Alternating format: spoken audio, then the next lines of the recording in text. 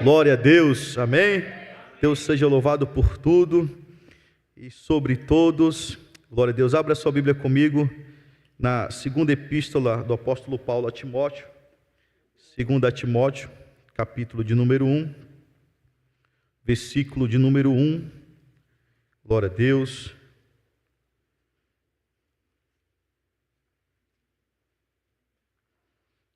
Aleluias. Segunda carta do apóstolo Paulo, capítulo de número 1. Glória a Deus. Versículo de número 1, está lá no telão, em versículo de número 2. Diz assim a palavra do Senhor Jesus: Paulo, apóstolo de Jesus Cristo, pela vontade de Deus, segundo a promessa da vida que está em Cristo Jesus, a Timóteo, meu amado filho, graça, misericórdia e paz da parte de Deus Pai e da de Cristo Jesus, Senhor nosso. Amém? Os irmãos podem sentar em nome de Jesus. Louvado seja o nome do Senhor. Glória a Deus. Nós sabemos que as epístolas do apóstolo Paulo a Timóteo são epístolas pastorais. Foram 3 cartas a qual o apóstolo Paulo direciona para pastores. Foi a primeira epístola, a segunda a Timóteo e a epístola a Tito. O apóstolo Paulo, diferente das outras cartas, que elas eram endereçadas para a igreja, exceto a carta de Filemon, o apóstolo Paulo ele tinha como intuito instruir a igreja de Cristo, já que ele não podia sempre estar presente em corpo. Ele utilizava das cartas para que a igreja fosse instruída na sã doutrina, na palavra de Deus, porque a palavra de Deus, ela não tem dúvida e nem sombra de variação, mas o diabo ele procura de todas as maneiras distorcer a palavra de Deus. Por quê? Porque a fé vem pelo ouvir, e ouvir a palavra de Deus, mas quando através da audição se vem a distorção, automaticamente a minha fé, irmão Robson, ela é minada, a minha fé ela é diluída, a minha fé ela é enfraquecida, a minha fé ela passa a se deteriorar, ela perde a consistência. Então logo quando nós podemos ver alguém que está com a sua fé abalada, talvez seja porque ela não está ouvindo a palavra sã, a palavra pura, a palavra reta como ela tem que ser ensinada, e ela talvez não está dando ouvidos a quem verdadeiramente tem comprometimento com a palavra de Deus.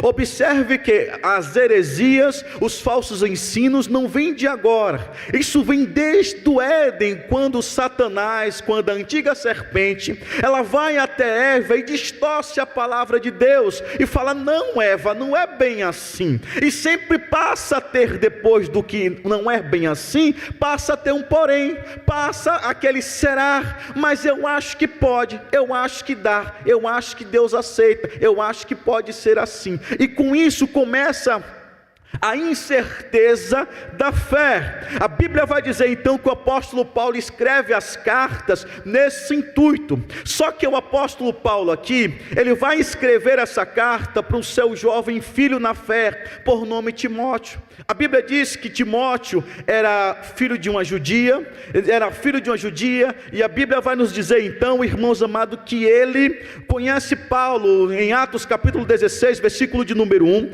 A Bíblia diz que Paulo encontra Timóteo, e Timóteo na cidade de Listra dava um bom testemunho. O apóstolo Paulo olha para aquele jovem e fala: esse jovem tem futuro, irmão Martim, eu vou carregar ele comigo, porque se ele estiver perto de mim, ele vai crescer, ele vai ter consistência, ele vai ter um são ensino, uma sã palavra injetada na sua veia, e ele vai ter uma fé firme, uma fé consistente. Aleluia. A Bíblia diz que Paulo leva Timóteo consigo.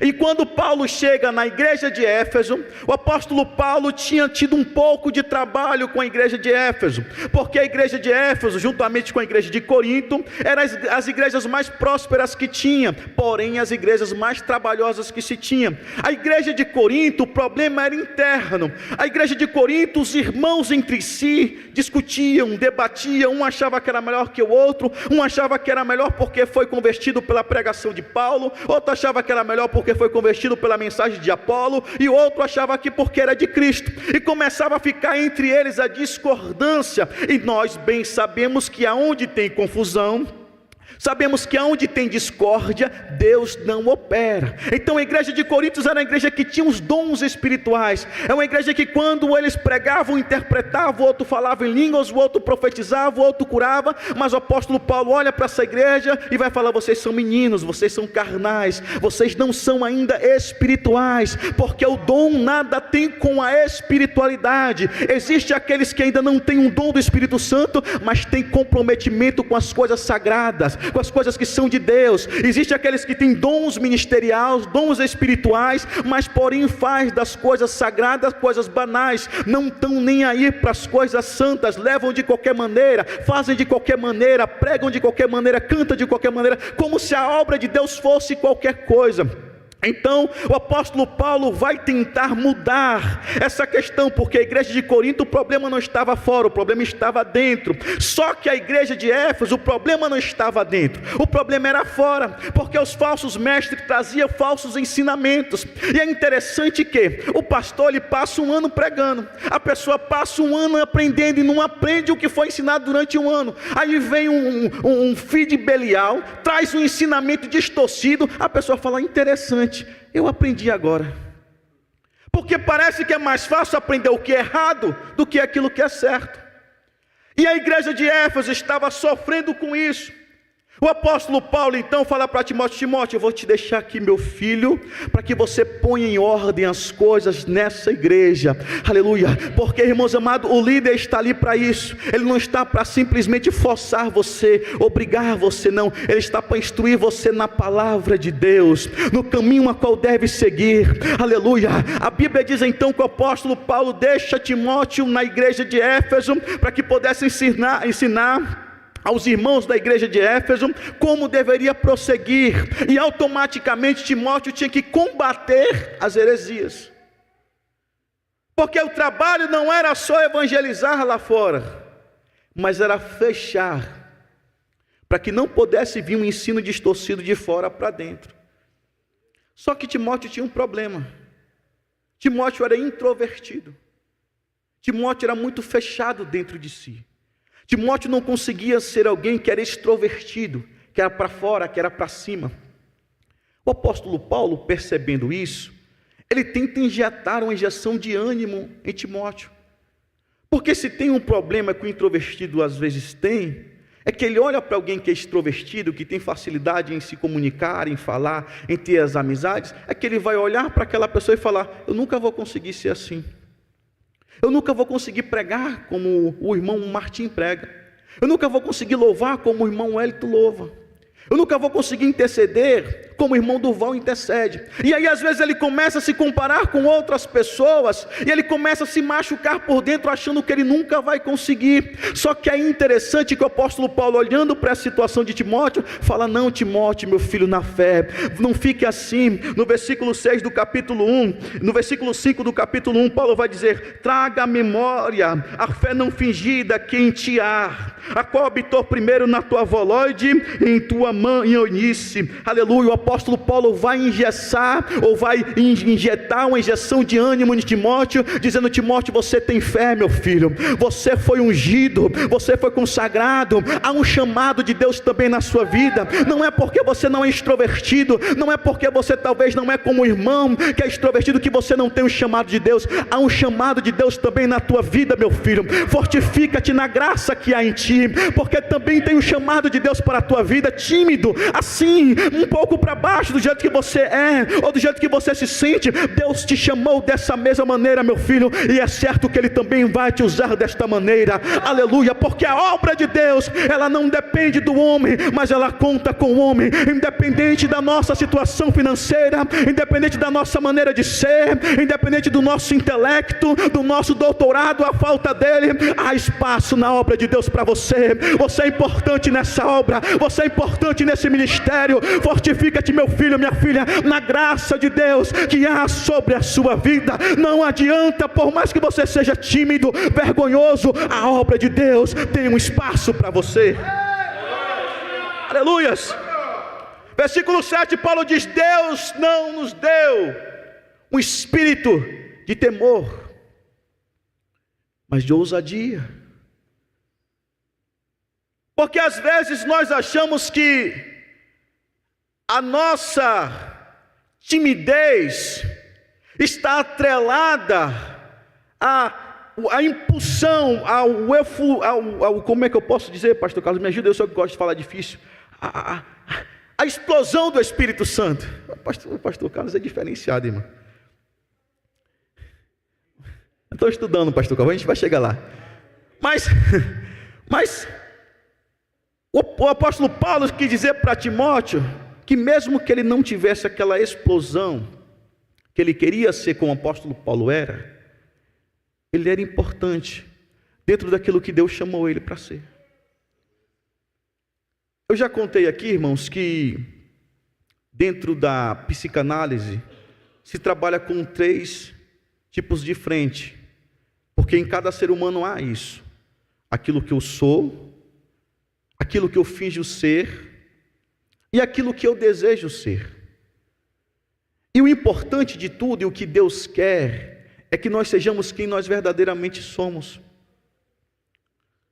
Porque nós precisamos ser literalmente quem nós somos. Deus não precisa das suas desculpas, Deus não precisa dos seus como é que posso dizer, dos seus trejeitos, das suas maneiras de falar, sim, mas é por causa disso, é porque daquilo outro. Irmãos, Deus te chamou desse mesmo jeitinho que você é. O que Ele tiver que melhorar, Ele vai melhorar com você com o passar do tempo. Deixe Ele moldar. Porque quando nós queremos mudar para servir a Deus, nós vamos querer servir a Deus da nossa maneira. Agora, quando nós deixamos Deus nos moldar, Ele nos muda da maneira que Ele quer. É só nós olharmos a palavra inicial que foi lida aqui a respeito de Jacó. Deus mudou o nome dele. O anjo desceu para lutar com ele. Então Deus foi moldando a vida de Jacó da maneira que ele foi sendo trabalhado para chegar à maneira que Deus queria. A Bíblia diz que Deus foi mudando Moisés. Moisés sai do Egito como um assassino, como um guerreiro, como um lutador. Moisés volta para o Egito agora como servo de Deus. Moisés sai do Egito fugitivo. Moisés volta agora como alguém enviado. Moisés sai do Egito como alguém perseguido. Moisés agora volta para o Egito como alguém que está sendo guardado por Deus. Moisés sai do Egito como alguém amaldiçoado. Moisés volta para o Egito como alguém abençoado. O tempo de Deus é essencial na minha e na sua vida, para a formação do homem, da mulher de Deus, que Ele precisa formar em mim e na sua vida. Deixa Deus moldar, deixa Deus mudar o seu tempo. Passa-se 1 ano, 2 anos, deixa Deus agir. Moisés, foi necessário 40 anos para que Moisés pudesse ser tratado no deserto, tratado pela mão de Deus, para que ele pudesse ser o homem mais manso da terra. O importante é nós estarmos nos permitindo ser tratados e moldados por Deus. Deixa Deus agir, deixa Deus operar, deixa Deus mudar, aí nós vamos chegar lá, é somente deixar Deus trabalhar. Timóteo, Deus não nos deu o espírito de temor, o espírito de vergonha. E eu sempre tinha isso comigo, que eu achava, mas porque eu sou tímido, então eu não vou conseguir. Como é que Deus me chamou para ser um pregador, mas como é que eu vou ser um pregador se eu sou tímido? E aí Deus foi trabalhando isso.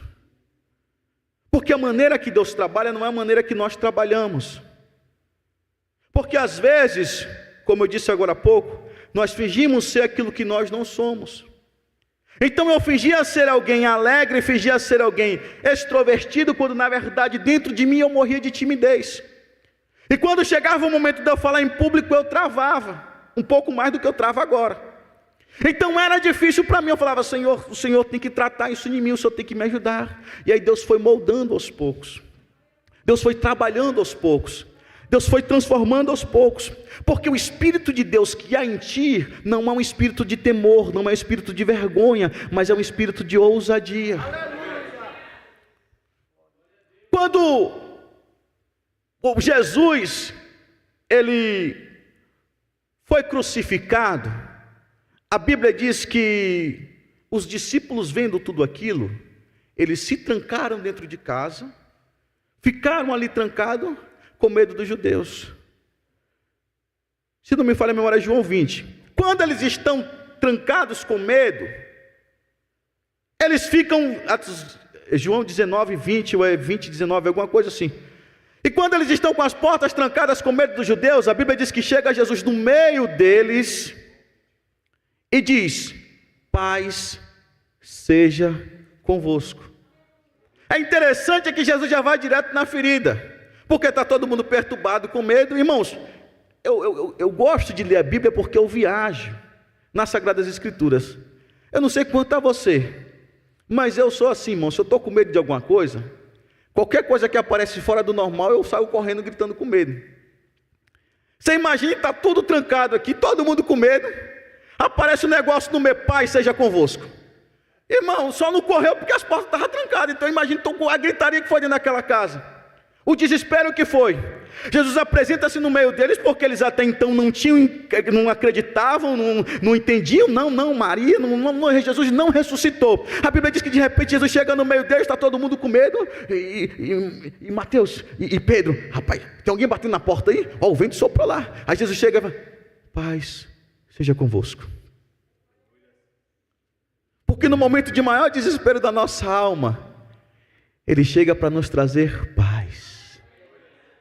Como diz o louvor da harpa: paz, paz, eterna paz. Só Jesus traz paz ao nosso coração e refrigério para a nossa alma. Aleluia! A Bíblia diz que Jesus chega perto deles, no meio deles, e diz assim: Wellington, paz seja convosco. Aleluia!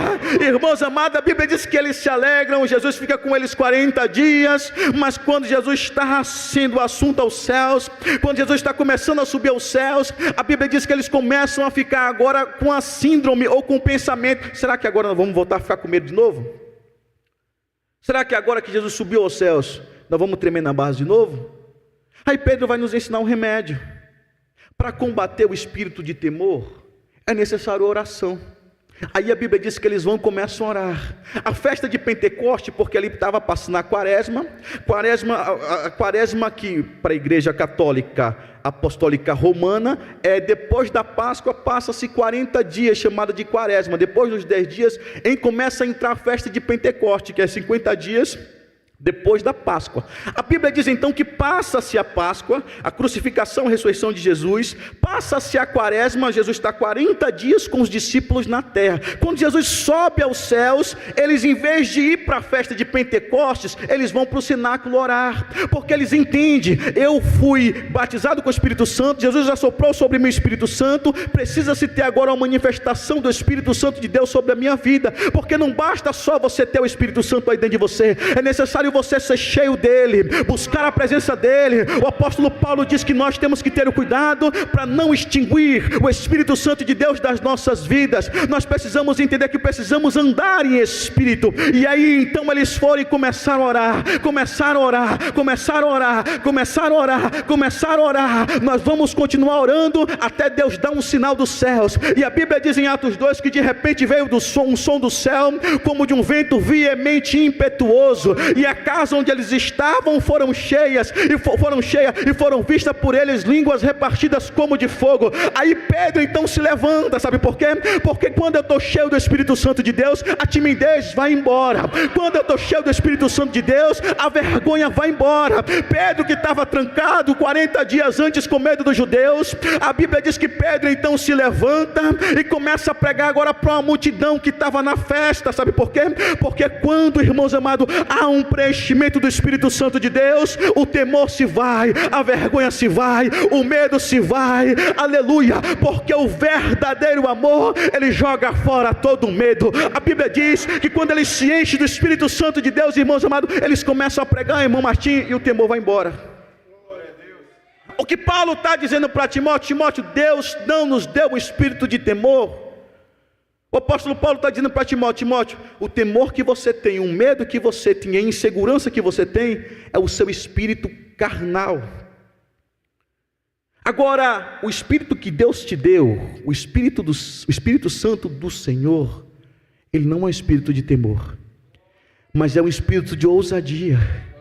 Porque quando alguém que estava antes sem ser cheio do Espírito Santo estava acuado, agora cheio do Espírito Santo, ele vai para cima, ele se levanta, ele prega, ele canta, ele louva, ele ora, ele profetiza. Porque, irmãos amados, quando nós estamos cheios do Espírito Santo de Deus, aí a liberdade, aí a ousadia, aí, meus irmãos amados, você pode ter certeza que as coisas mudam por completo.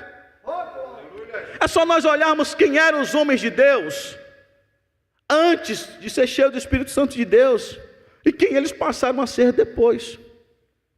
Então o apóstolo Paulo tenta motivar Timóteo, falando isso: Timóteo, não é um espírito de temor que habita dentro de você, é um espírito de ousadia, é o Espírito Santo, é o terceiro membro da Santíssima Trindade. Irmãos, como eu já falei aqui em uma outra mensagem, o maior poder que se existe na terra não é o poder da bomba de hidrogênio, não é o poder da bomba que foi soltada em Hiroshima. O maior poder que se existe na terra é o poder do Espírito Santo de Deus. Ele habita dentro de mim, ele habita dentro de você. É o maior poder que se existe na face da terra. Não há por que temer, não há por que ficar aguardando com medo, não há por que se esconder, não há por que ter medo do terremoto, do maremoto, da insegurança, do ladrão, do assaltante. Não há por que ter medo, aleluia, da inconstância no casamento. Nós precisamos ser cheios do Espírito Santo. Aí o poder de Deus descerá sobre a nossa casa, aí o poder de Deus descerá sobre a nossa família, sobre o nosso trabalho, sobre as nossas finanças. Quando dunamis, quando o poder do Espírito Santo de Deus vem sobre a vida do homem, da mulher, a mudança é extraordinária, a mudança é por completa, a mudança é notória. Quem era vazio agora é cheio, quem era caído agora está de pé, quem estava morto agora está vivo. Quando o Espírito Santo de Deus manifesta o poder dele sobre a vida de um crente, até mesmo mais indouto,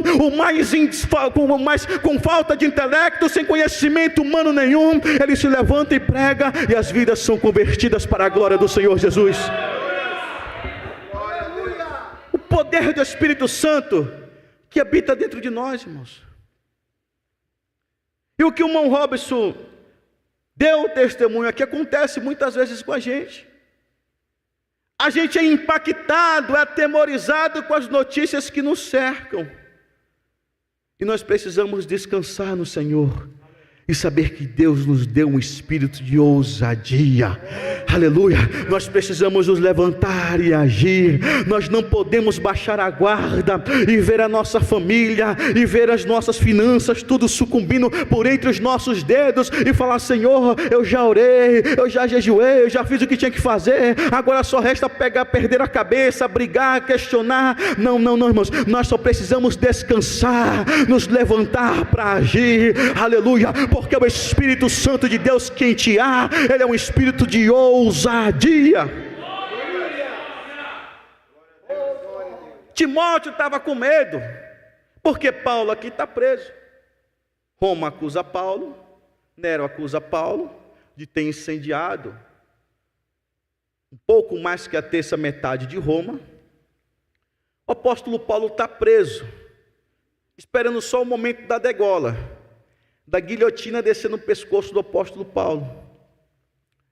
Só que quando se tinha uma sentença de Roma, não era como nos julgamentos de hoje: olha, você está condenado a tantos anos de cadeia, você está condenado a isso. Dava-se a sentença da condenação, se era crucificação, se era tortura até a morte, ou se era ser degolado por uma guilhotina, ou por uma espada. A sentença era dada. Só que, porém, o preso não sabia quando era o momento do seu martírio, da sua morte. Então o apóstolo Paulo já havia sido sentenciado, mas ele não sabia se a morte era hoje, ou se a morte era amanhã. Então ele ficava à espera de que a qualquer momento podia chegar alguém encapuzado e falar: chegou o seu momento, agora é a hora. Então ficava assim uma insegurança dentro de si.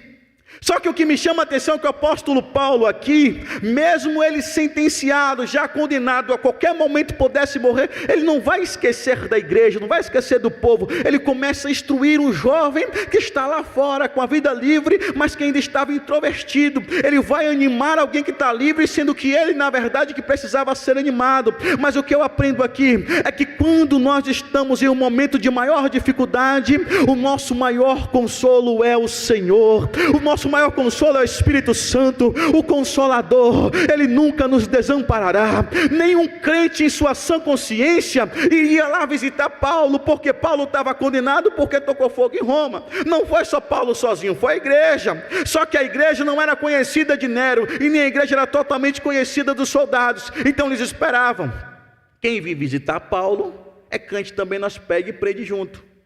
Então ninguém ia visitar o apóstolo Paulo, porque a cabeça do apóstolo Paulo já estava a prêmio, e quem fosse chegar junto com ele também ia sofrer.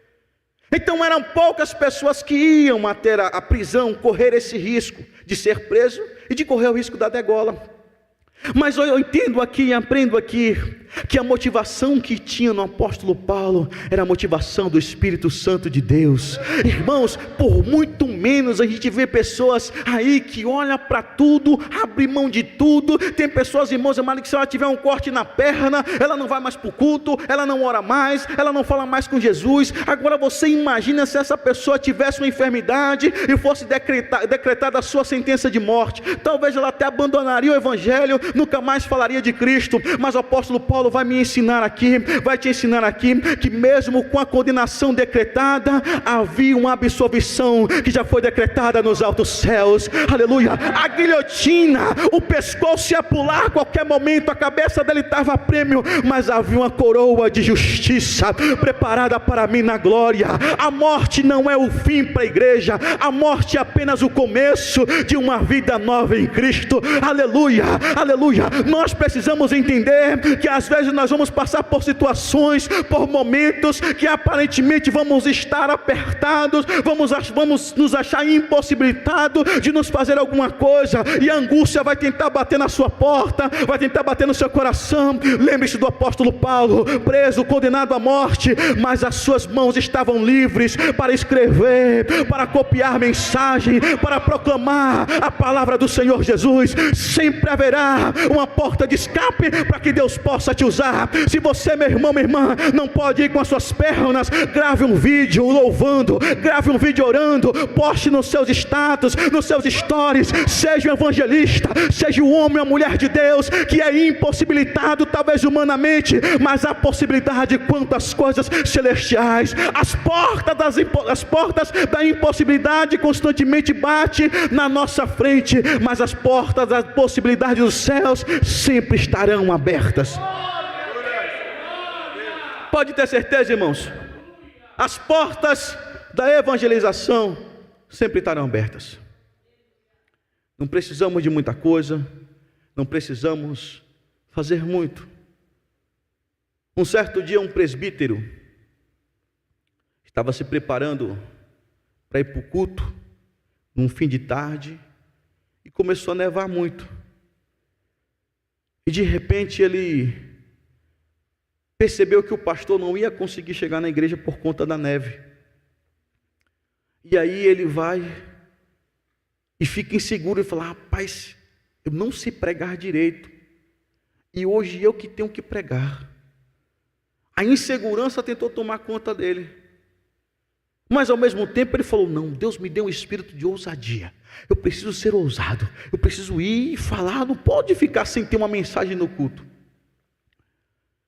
E ele foi, pregou a mensagem. Pouco mais que em 5 minutos. E o que ele enfatizou na mensagem de Isaías foi dizendo: olhai para mim e sereis salvos, todos os pecadores da terra. Olhai para mim e sereis salvos. Olhai para mim e sereis salvos. Tinha um jovem sentado, de aproximadamente 16 anos, e aquele jovem começou a olhar para aquela mensagem e falou: esse cara não vai pregar mais nada não, só vai ficar nisso. Olhai para mim, olhai para mim, olhai para mim. Eu estou olhando para ele, olhar para mim, diz o Senhor. E aí começou a entrar na mente dele: olhar para mim, diz o Senhor, olhar para mim, diz o Senhor. E ele saiu dali. E quando ele saiu do culto, depois do culto, os irmãos tudo foi embora, e ele com aquela coisa: olhar para mim, sereis salvos, diz o Senhor. E aquele jovem foi convertido. O nome daquele jovem era Charles Haddon Spurgeon, um dos maiores pregadores que a terra já viu. Numa simples mensagem, Deus salvou o homem que ia impactar e abalar a terra com a mensagem de Deus. Não precisamos de muito, precisamos usar o Espírito Santo de Deus que há na nossa vida. Precisamos deixar Deus usar. Não é pelo muito falar, não é pelo muito conhecer, é pela sua própria simplicidade que Deus quer te usar para sarar, para salvar, para libertar, para transformar. Seja um canal de Deus na vida de alguém. Deus não nos deu um espírito de vergonha, irmãos, um espírito de ousadia. E aí eu volto aqui para que a gente possa entrar na mensagem, já que eu fiz uma miscelânea aqui, como diz meu cunhado, fiz um apanhado na mensagem, para que pudesse ter um contexto onde nós vamos entrar, para que depois não venha haver um pretexto de você falar assim: mas o pastor Mazinho está falando uma coisa que não tem no capítulo que ele leu. Então nós vamos ver no versículo de número 1, que o apóstolo Paulo, ele vai se identificar, porque era natural das cartas identificar quem está mandando essa carta para mim. Então tem que ter uma identificação, quem está mandando a carta. O apóstolo Paulo, ele vai se identificar. Só que o que me chama a atenção aqui é que o apóstolo Paulo coloca o seu DNA na carta. Ele vai colocar aqui o seu RG, porque nós sabemos que o RG, o registro geral, na Bahia é chamado de identidade. A RG, a identidade, o registro geral, ela é um número que cada um de nós temos. Porque cada um de nós, quando vamos até qualquer órgão do governo, e nós vamos mostrar essa RG, eles vão conferir a foto e vão olhar para ver se é Josimar Batista dos Santos que está ali mesmo. Eles vão olhar para a minha foto, vão olhar para mim e vão olhar para a minha numeração. Eles vão digitar lá em algum computador e vai ver que aquela numeração realmente é do meu RG. E vai estar lá a minha filiação, o nome do meu pai, aonde que eu fui nascido, e vai estar lá tal, tal, tal e tal. O apóstolo Paulo aqui, ele vai fazer a mesma coisa. O apóstolo Paulo, apóstolo de Jesus Cristo. Ele não era apóstolo do homem, não era apóstolo por conta própria, ele era apóstolo de Cristo. E aqui Paulo vai nos mostrar por que nem as perseguições dos judeus, por que a fúria do vento, do mar, as picadas de cobra, os apedrejamentos, por que nada parava Paulo, porque ele sabia que ele havia sido chamado por Cristo. Irmãos, para que eu possa continuar seguindo, é necessário eu saber a quem eu estou servindo. O apóstolo Paulo sabia, ele era apóstolo de Cristo, e se eu estou a serviço de Cristo, não há nada mais que possa tentar me parar. O apóstolo Paulo pega a identidade dele e a carteira de trabalho, fala: eu sou funcionário dos céus, eu sou funcionário de Cristo, eu fui chamado para pregar o evangelho, aleluia, eu fui chamado para este ofício, eu não abro mão daquilo que Deus me chamou. Não é porque você cantou um louvor errado, não é porque você errou o versículo na hora da mensagem, não é porque você travou na hora da pregação que você não é capacitado. Quando nós sabemos a nossa identidade, quando nós temos um currículo chancelado e assinado pelo pelos céus, não é um erro carnal que vai matar a minha espiritualidade. Eu sei quem me chamou para esse ofício, eu sei quem me chamou para essa obra. Eu não vou parar, por mais que alguém bata na porta dizendo: você não tem capacidade, você não tem jeito, você não tem voz, você não tem timbre. Não importa, quem me chamou foi Deus, Ele garante a minha caminhada. Quem me chamou foi o Senhor, Ele garante a minha trajetória. Quem me chamou foi o Senhor, Ele garante as convenções e as transformações da alma. Quem te chamou foi o Senhor, então deixa que Ele se responsabilize pela sua vida. Irmão, para de ficar com charme. Tem irmão que fica com graça. Pastor, eu errei o versículo. Eu falei que Abraão foi para a arca e Noé abriu o mar vermelho. Pastor, eu fiquei com vergonha, nunca mais eu vou lá na frente. Quem te chamou foi Deus. Ele se compromete com a sua vida, Ele se responsabiliza pela sua vida. Às vezes nós erramos e Deus permite nós errarmos, para nós vermos que nós temos que ser totalmente dependente dEle. Às vezes o nosso erro é porque nós permitimos com que o medo virasse um pavor nas nossas vidas e nós empacamos, travamos. E às vezes nós erramos porque nós queremos mostrar que nós tínhamos o conhecimento, tínhamos o intelecto, tinha a mensagem na palma da mão. Aí o Senhor fala: eu vou tirar um pouquinho do Espírito Santo para você pregar sozinho. Aí você vai ser simplesmente uma lata, um sino que só bate, faz barulho, mas não produz nada. Quando nós entendemos que é Ele quem faz, é Ele quem muda, que nós estamos a serviço dEle, aí Ele fala: você vai na sua simplicidade e eu vou no meu Espírito Santo, convencendo o homem do pecado, da justiça e do juízo. Então, independente das suas qualidades, da sua afinação vocal, meu irmão, independente do seu conhecimento escatológico, doutrinário, independente de falar difícil como o pastor Carlos, ou de falar baianês como o pastor Mazinho, deixa Deus te usar, porque Deus quer te usar da maneira que você é, meu irmão, minha irmã. Vamos para cima em nome de Jesus, aleluia. Vamos arregaçar as mangas e vamos avante, porque a obra de Deus tem espaço para mim e para você. Quem te chamou, irmão Mazinho? Quem me chamou foi o Senhor. Graças a Deus, irmãos, graças a Deus, que o pastor Benigno, ele sempre nos ajudou. Aí depois o pastor Benigno foi e deixou o Timóteo dele, o pastor Carlos, que é um filho na fé dele. Todos nós também somos neto do pastor Carlos, neto do pastor Benigno, filho do pastor Carlos. Ou seja, todos nós somos uma família. Mas onde eu quero chegar? É porque anteriormente eu passei por um pastor que ele simplesmente pensava em pisar. E automaticamente eu olhava para a situação e às vezes ele tentava me ajudar, mas ele tentando me ajudar me sufocava mais. E ao mesmo tempo que eu ficava inseguro para pregar, quando eu olhava para as pessoas, eu ouvia as pessoas conversando com ele: pastor, por que o senhor insiste nesse menino? A voz dele não presta. Ele não sabe falar direito, não tem chamado de pregador, não conhece quase nada de Bíblia, só prega só a Bíblia, não tem revelação nenhuma. Por que o senhor insiste nesse menino?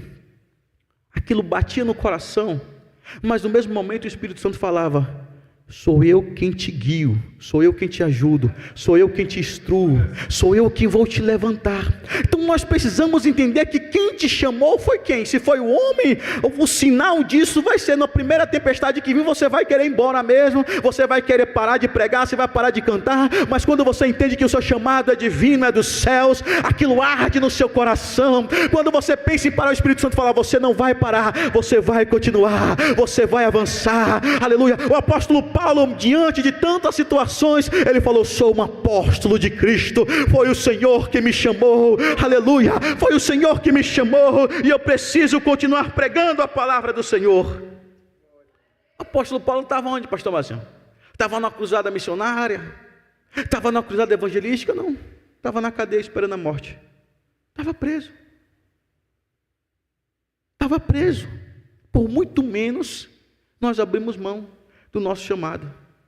Às vezes questionamos Esaú, né? Esaú trocou a primogenitura por um prato de comida, por um prato de lentilha. Às vezes por nada eu abro mão do meu chamado. Nada, irmão, Nada. Às vezes, aparentemente, até está tudo funcionando, mas dentro de mim, eu já parei de combater, já parei de orar, já parei de ler, já parei de estudar, já parei de me preparar, já parei de louvar. Nós precisamos entender que o Senhor nos chamou e nós precisamos ir, nós precisamos avançar, nós precisamos ir avante. Caminhando aqui para o encerramento, versículo 2, aí ele vai dizer a Timóteo, meu filho amado, ou meu amado filho, graça, misericórdia e paz. Aqui eu gostaria apenas de ressaltar essas 3 palavras aqui, nós encerramos. Se quiser até pode deixar o versículo no telão ali. A primeira coisa que eu queria ressaltar ali é a palavra graça.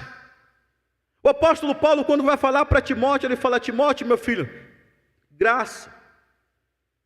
Porque a graça do Senhor, ela é sempre constante nas nossas vidas. Graça é o favor imerecido. Eu não merecia, mas Ele me deu. Eu merecia a morte, mas Ele me deu a vida. Graça é um favor imerecido. O apóstolo Paulo olha para Timóteo e fala: Timóteo, Deus te deu graça, meu filho.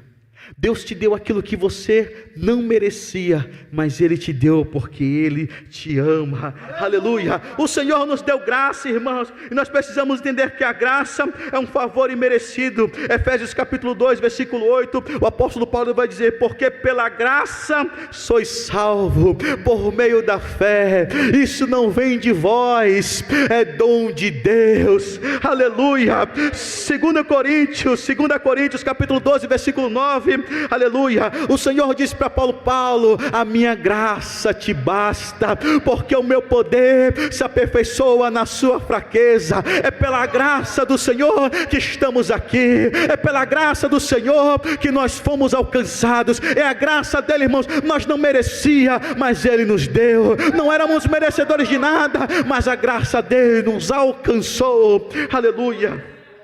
A segunda frase é misericórdia. Bota lá no versículo 2 do capítulo 1 de 2 Timóteo. Misericórdia. Misericórdia é aquilo que eu mereço. Graça é aquilo que eu não mereço e recebi. Misericórdia é aquilo que eu mereço, mas eu não recebi. Eu mereci o inferno, mas a misericórdia dele me deu os céus. Eu merecia ruim na morte, mas a misericórdia dele me deu a vida.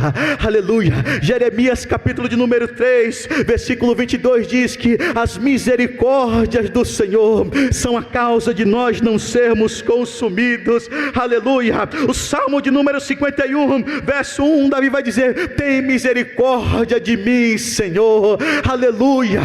Ó Deus, segundo a tua benignidade, apaga as minhas transgressões, segundo a multidão das tuas misericórdias. Aleluia. Hebreus capítulo 4, versículo 16, o escritor aos Hebreus vai dizer assim: chegamos, pois, com confiança ao trono da graça, aleluia, para que possamos alcançar misericórdia e achar graça, a fim de sermos ajudados em tempo oportuno. A misericórdia do Senhor é quem não permite você receber aquilo que você merecia. É pela misericórdia dele que nós não sucumbimos e nem fomos mortos e nem fomos entregues a mortes e nem levados para o inferno. É pela misericórdia dele que nós fomos alcançados. Eu encerro aqui a mensagem com a frase paz. 2 Timóteo capítulo 1, versículo 2: graça, misericórdia e paz. O que é paz, pastor Mazinho? Paz é a junção da graça com a misericórdia. Aleluia. Quando habita em mim a graça do Senhor e a misericórdia do Senhor, eu tenho paz.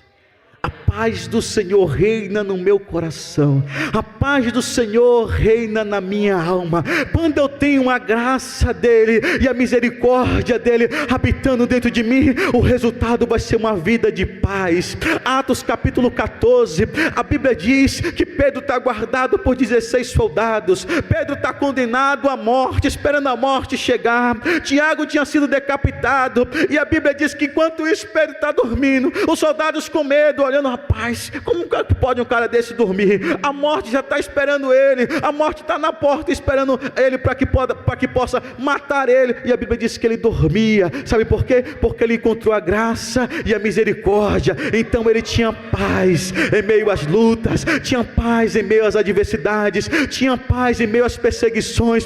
Irmão, você pode ter certeza de uma coisa: quanto mais nós somos perseguidos, ofendidos, criticados, apontados, e nós olhamos para a graça e para a misericórdia, nós vamos ver que dentro de nós a paz do Senhor habita, que dentro de nós a paz do Senhor impera. Aleluia, não tem explicação. A paz do Senhor, ela excede todo o entendimento. Aleluia. João 14, 27, Jesus diz assim: eis que eu vos dou a minha paz, deixo-vos a paz. Naquela tradução ali está assim: deixo-vos a paz, a minha paz vos dou, não vou lá dou como o mundo dá.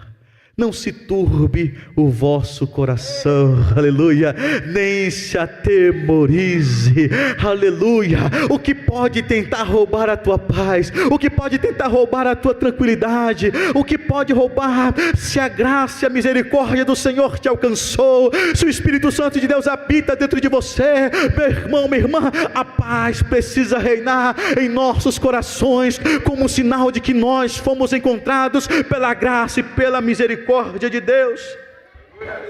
Filipenses capítulo 4, versículo 7, o apóstolo Paulo diz: e a paz de Deus, que excede todo o entendimento. Filipenses capítulo 4, versículo 7, e a paz de Deus, que excede todo o entendimento. Não tem como explicar. O que Paulo está querendo dizer ali é o seguinte: Freud, Newton, os grandes pensadores, Platão, Sócrates, as grandes mentes pensantes que nós podemos ver no mundo atual, que até hoje ainda se falam deles, eles não conseguem entender que paz é essa. Todas as vezes que havia uma chacina de martírio no Coliseu, Nero, César, aqueles homens não sabiam o que acontecia, porque aquelas pessoas que estavam sendo entregues aos leões, o rosto deles ficava brilhando, eles tinham paz.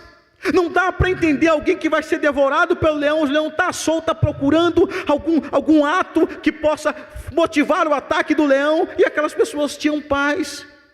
Um certo homem de Deus, quando foi condenado à fogueira, colocaram ele num espeto grande de madeira e começaram a queimar, e ele louvando a Deus, e as pessoas zombando dele, falando: está doendo, está queimando. Ele fala: pode vir ao outro lado, porque já tem um lado assado, mas eu vou continuar louvando e exaltando o nome do meu Deus. Que paz é essa? É a junção da graça e da misericórdia de Deus. Que nada vos perturbe, que nada possa tirar o meu e o seu sossego, mas que a paz do Senhor, que excede todo o entendimento, o homem não consegue, o Google não consegue explicar, a Siri não consegue explicar, nenhuma mente pensante, nenhuma, nada, nem ninguém, irmãos amados, nem a inteligência artificial, nada consegue explicar essa paz que reina dentro do meu e do teu coração. É a paz que excede todo o entendimento. Paulo vai dizer para Timóteo: você tem em você, meu filho, essa junção de coisas que te faz um homem indestrutível perante outro homem. Você tem a paz do Senhor, você tem a graça do Senhor, e você tem a misericórdia do Senhor. Nada pode parar você, nada pode desmotivar você, nada pode colocar você para baixo, porque você é o homem chamado por Deus. Então, meu filho, vai avante, deixa Deus te usar, deixa as pessoas questionar, deixa as pessoas apontar, permita com que a paz do Senhor, que excede todo o entendimento, transborde sobre a sua vida.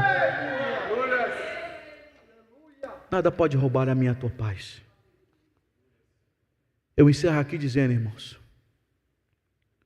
uma das maiores vitórias do diabo sobre a vida do cristão é quando ele consegue tirar, roubar a nossa paz. Conseguiu tirar a sua paz, você começa a perder a espiritualidade. Não deixe o que nada tire a tua paz, porque a paz, eu volto a dizer, é a junção daquilo que eu recebi, da graça e da misericórdia. Que Deus nos abençoe e que possamos ter a paz do Senhor habitando dentro de nós, repousando dentro de nós, porque a paz nos momentos de tribulação mostra a minha verdadeira confiança em Deus, mostra que verdadeiramente eu estou acreditando que Deus vai agir a meu favor, que o Espírito Santo está vendo toda a situação e Ele vai julgar a minha causa. Amém? Que Deus te abençoe. Eu agradeço a oportunidade em nome do Senhor Jesus.